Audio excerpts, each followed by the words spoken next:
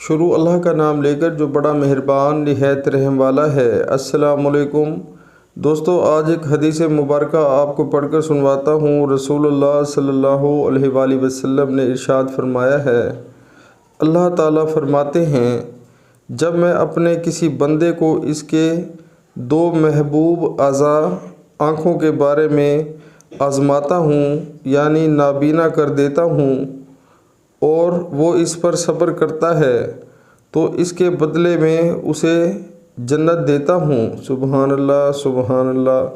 پیارے مسلمانوں، ہمیں اللہ کا شکر ادا کرنا چاہیے کہ ہمیں اللہ تعالیٰ نے جو دو اعضاء ہیں ہمارے جسم میں، یعنی کہ آنکھیں، ان میں اللہ تعالیٰ نے ہمیں روشنی عطا فرمائی ہے۔ ہم دیکھ بھی سکتے ہیں اور اللہ کا شکر بھی ادا کر سکتے ہیں، اللہ کی نعمتیں بھی دیکھ سکتے ہیں، یہ دنیا دیکھ سکتے ہیں، اس کی رنگینیاں دیکھ سکتے ہیں۔ لیکن اس احادیث مبارکہ میں حضور پاک نے بتایا ہے کہ جو بندے اس چیز سے محروم ہوتے ہیں، یعنی کہ نابینا ہوتے ہیں، اور وہ صبر کے ساتھ اپنی زندگی گزار لیتے ہیں، تو اس کے بدلے میں اللہ تعالیٰ ان کو لازماً جو ہے وہ جنت عطا فرما دیتا ہے۔ سبحان اللہ، یہ کتنی ہی بڑی بات ہے۔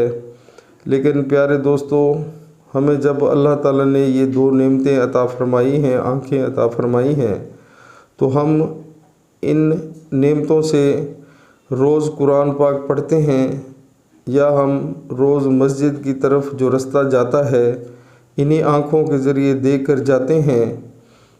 کیا ہم روز قرآن پاک کی تلاوت کرتے ہیں؟ تو دوستو، ذرا سوچنے کا مقام ہے کہ ہم اپنی زندگی کس طرح گزار رہے ہیں۔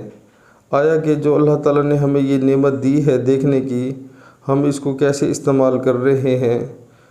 خدا نخواستہ ہم غلط رستے پر تو نہیں ہیں، یعنی کہ ان آنکھوں سے بے حیائی تو نہیں دیکھ رہے، یعنی کہ جیسے ڈرامے ہو گئے، فلمیں ہوگی، اور جتنے بھی شیطانی کام ہیں جو ہندوؤں کے اور انگریزوں کے ہیں، ان کو تو نہیں دیکھ رہے۔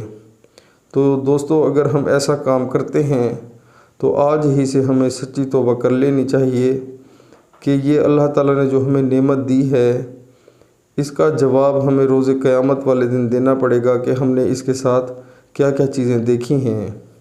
تو خدا را آج ہی سے عمل کرنا شروع کریں۔